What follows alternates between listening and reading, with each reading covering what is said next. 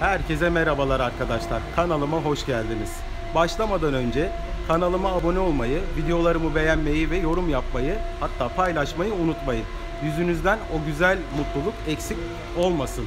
Arkadaşlar bugün sizlere Mercedes'in A180 Style paketini anlatacağım. Mercedes A180'i biliyorsunuz normalde hatchback olarak satıyordu. Bu aracımız sedan paket olup CLA'nın altına konumlandırmış olduğu bir aracımız. Gelin şimdi detaylara bakalım neler var. Arkadaşlar aracımız az önce de söylediğim olduğum gibi CLA serisinin altına konumlandırılmış olan Mercedes'in yeni çıkartmış olduğu bir araç. Aracımız normalde 2019 yılından itibaren üretime başlamış olup hala devam etmekte. Önde gördüğünüz üzere kocaman bir Mercedes amblemi ve krom detay yer alıyor. Aracımızda gördüğümüz gibi şöyle yaklaşıyorum. Hatta anahtarla LED detayını göstermek istiyorum arkadaşlar. Bumerang formunda şöyle gördüğünüz gibi hem sinyal hem de gündüz farı olarak yanan LED'lerimiz bulunmakta. Arkadaşlar tampona baktığımda şöyle park sensörlerinin olduğunu görüyorum. Şurada şöyle güzel difüzör havası kapmış güzel bir detay var, sağlı sollu.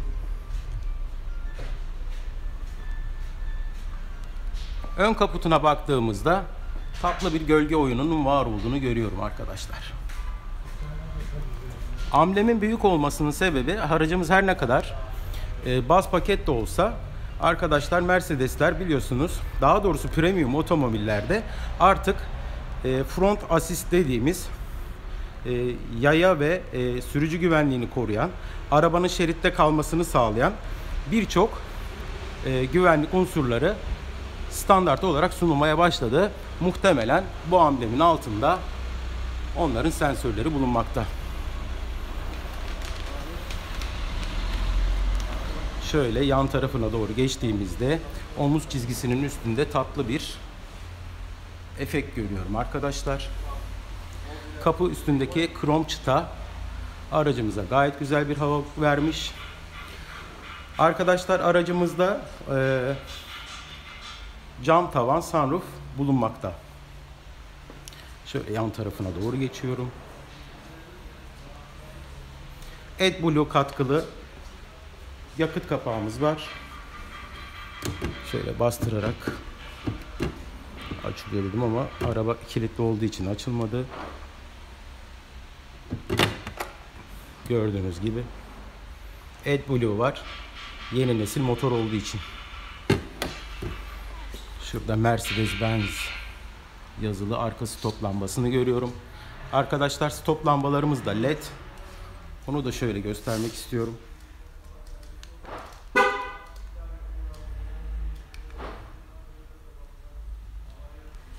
A180 yazımızı bagaj kapağımızın soluna konumlandırmışlar. Ortada güzel bir Mercedes ambleminin var olduğunu görüyorum. Şöyle tamponda sağlı sollu reflektörler ve park sensörlerinin var olduğunu görüyoruz. Arkaya doğru yatık bir tavanı var. Gayet güzel, şık bir hava vermiş arkadaşlar aracımıza. Arkadaşlar aracımızın maalesef aynaları kapanmıyor. Style Plus pakette alırsanız aynalarımız katlanır aynalara sahip oluyor. Şöyle lastiklerine doğru bakmak istiyorum. 205-60-16 jant ebatına sahip arkadaşlar. Lastiklerin yanaklarının kalın olması ekstra konfor sağlıyor. Ne gibi? İşte aracın yol sesinin içeriye daha az girmesini sağlıyor. Kaldı ki zaten çamurluk işlerine baktığımda keçeyle kaplanmış olduğunu görüyorum. Evet arkadaşlar aracımız 1.5 116 beygir 7G DCT C sınıfı sedan 4 kapılı bir araç. Şöyle size anahtarını da göstermek istiyorum arkadaşlar. Şöyle güzel tatlı bir anahtarı var. Hatta böyle bir alüminyum detay gibi bir hava da verilmiş. Mercedes logosu olmadan olmaz zaten.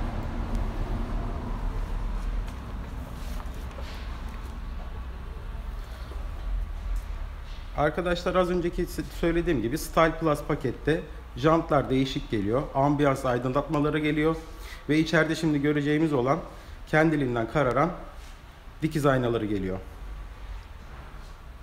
Ben bu arada aracımızdaki şu eğimi çok beğendim. Böyle tatlı bir köpek balığı eğimi varmış gibi. Çok havalı olmuş arkadaşlar. Gelin şimdi şöyle bagajına doğru gidelim.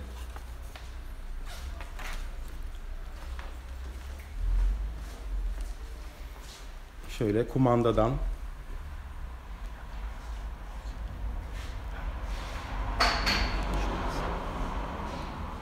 şöyle arkadan bagajı açıyorum. Şurada bir reflektör, hatta güzel bir aydınlatmanın da var olduğunu görüyorum. Bagajı gayet kullanışlı arkadaşlar. Sınıfına göre gayet ideal. Şöyle baktığımda ilk yardım çantası ve diğer ekipmanlarının var olduğunu görüyorum. Arkadaşlar lastik tamir kiti var aracımızda. İstetme yerine bu kullanılmış. Bagajımız gayet güzel. Düz bir zemine sahip arkadaşlar. Şuralarda biraz girintiler var ama çok mühim değil. Bagaj kapağının ayakları güzel bir plastikle kaplanmış ve buradan içeriye doğru giriyor. Dolayısıyla bu taraflara koyduğunuz eşyalarınızı ayaklar çarpıp da rahatsız etmeyecek şekilde duruyor. Şurada kapanması için bir yer yapmışlar. Buradan kapanıyor. Bagajımızın hacmi 480 litre arkadaşlar. Bu arada aracımız normal şartlarda 3 pakette oluşuyor arkadaşlar. Progressive, Style, AMG. Hatta Style'ın bir de Plus modeli bulunmakta. Gelin şimdi içine bakalım. Bizlere Mercedes ne sunmuş? Bu arada anahtarsız giriş yok arkadaşlar arabada. Fakat anahtarsız çalıştırma var. Şöyle baktığımda şuradaki malzeme kalitesinin çok sert olmayan ama çok yumuşak da olmayan güzel bir malzemeyle kaplanmış olduğunu görüyorum. Bahsettiğim gibi aynalar kapanmıyor ama ayarları buradan yapılıyor. 4 cam otomatiğimiz burada. Kapı kilit tuşlarımız burada. Bagajı arkadan, içeriden açma tuşumuz burada. Şurada güzel bir havalı kapı kapama kolunun olduğunu görüyorum. Piyano bilekle kaplanmış. Şurası deri. Saklama kaplarının gözlerinin içi maalesef arkadaşlar kaplı değil ama ideal boyutlarda. İşte abi ben buna bitiyorum ya. Mercedes'e yakışır güzel bir koltuğu. Deri kaplı fakat arkadaşlar suni deri. Bu arada bilginiz olsun. Burada baldır desteğinin var olduğunu görüyorum. Şöyle ileri geri hareket ediyor. Koltuğumuz manuel ayarlı arkadaşlar.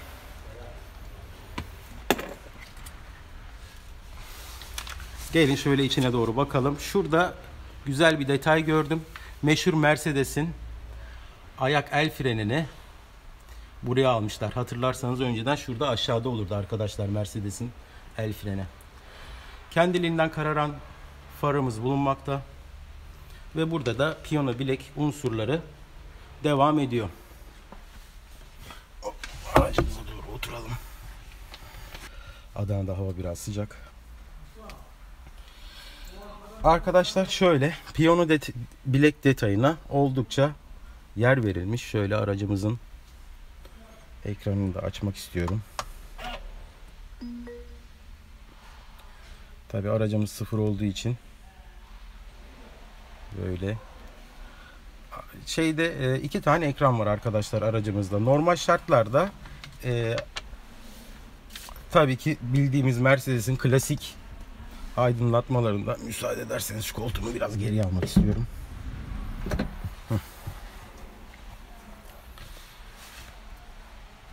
Şöyle. Hatta sizin için aracı da bir çalıştıracağım. Aslında güzel, okunaklı, harika bir ekranı var arkadaşlar. Mercedes'e yakışır bir ekran. Evet, küçük gibi görünüyor olabilir ama yeterince makul bence. Zaten şöyle de bir şey var. Şu kapımı da kapatmak istiyorum. Şimdi arkadaşlar işte şuradan klima ünitelerini böyle kontrol ediyoruz. Ekranda gördüğünüz gibi buradan çıkıyor. Birazcık böyle daha kullanışlı bir tuş olabilirmiş burada. Şuradan klima ayarları yapılıyor arkadaşlar. Buradan fan ayarları yapılıyor.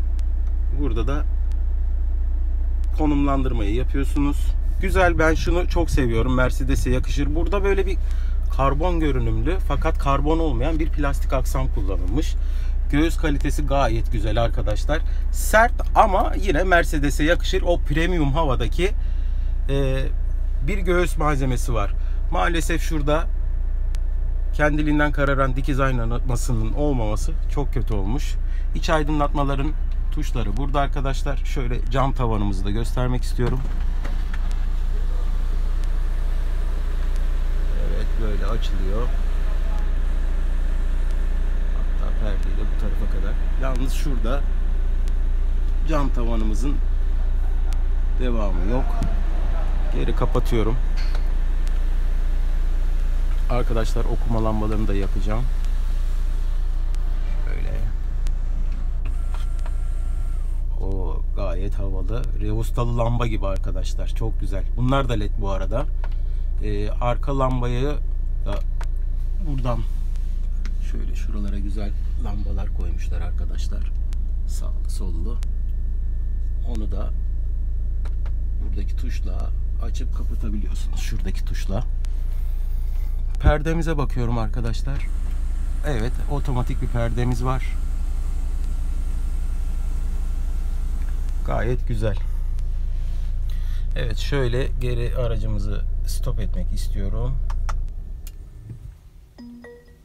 Bakalım. Arkadaşlar, yol bilgisayarı özelliklerine buradan giriyoruz. Şuradan.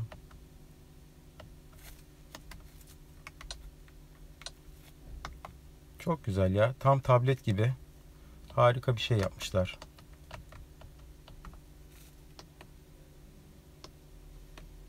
Ya gerçekten tamam, basit gibi görünüyor ama Mercedes'e yakışan bir ekran olmuş arkadaşlar.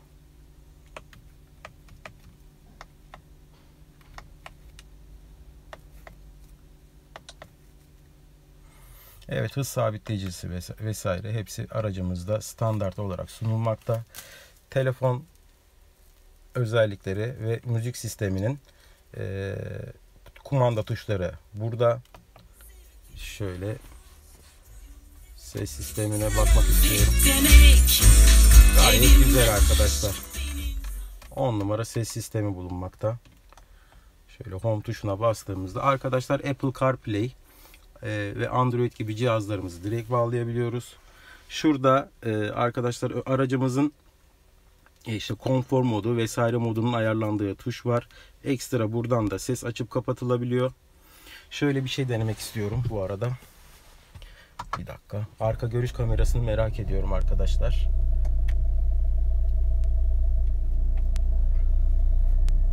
Gayet güzel. Gayet güzel arka görüş kamerası var. Şuradan bakmak istiyorum. Mesela gördüğünüz gibi arkadaşlar ekranı daha geniş hale getiriyor. Buradan böyle daha keskin gösteriyor. Şuradan baktığımızda park yardımcısı olarak da bizlere güzel bir görüntü sağlıyor. Arkadaşlar aracımızda start stop var. Şöyle açıp kapama tuşu buradan aktif ediliyor. Gayet güzel, ben beğendim. Şuradaki krom detay gayet güzel, yakışmış aracımıza. Genişliği vesairesi çok güzel. Evet, dediğim gibi ekran her ne kadar küçük olsa da şöyle parka alalım. Gördüğünüz üzere şuradan joystick, yani bizim eski Mercedes'teki veya diğer otomatik vitesli araçlardaki kol burada olmadığı için şurada gayet güzel bir bizlere saklama alanı sunmuş ve direksiyondan vites atılıyor biliyorsunuz. Burada işte silecek aksamı sol tarafta, park lambaların vesairenin aksamları da bu tarafta. Şimdi şöyle stop edelim. Evet arkadaşlar, motorundan bahsetmek istiyorum aracımızın. Şuradan kaputu açalım. Dediğim gibi gayet güzel, Mercedes'e yakışan, hani ben buradayım diyen bir kalitesi var aracımızın. Şöyle Bu arada şoför tarafı yolcu tarafında da arkadaşlar baldır desteği bulunmakta. Gelin motor kaputumuza da bakalım.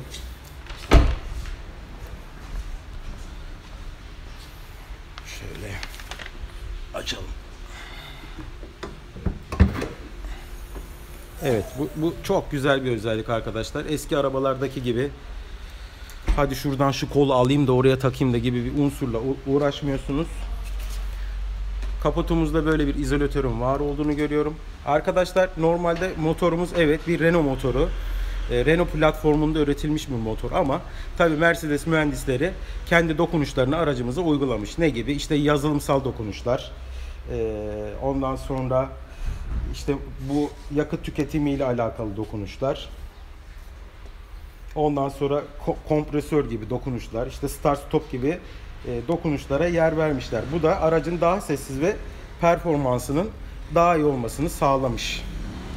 Arkadaşlar şehir içi 4.9, şehir dışı 3.9 litre yapıyor. Aracımız 260 Nm'de Nm'ye 1750 devirde ulaşıyor. 4000 devirde de 116 beygir güç üretiyor. 0-100 hızlanması da 10.6 saniye. Tabi arkadaşlar bunlar fabrika verileri. Aracımızın yalıtımı gayet güzel arkadaşlar. Bu arada süspansiyon sesi, yol sesi, rüzgar sesi aracımızda kesinlikle yok denecek kadar az. Ve tabi bunda en büyük etkenlerden biri dediğim gibi 60 yanaklı lastiklerin olması ve tabii ki Mercedes kalitesi. Yani aracımız en alt segmentte olsa bile bizlere güzel bir kalite hissi veriyor.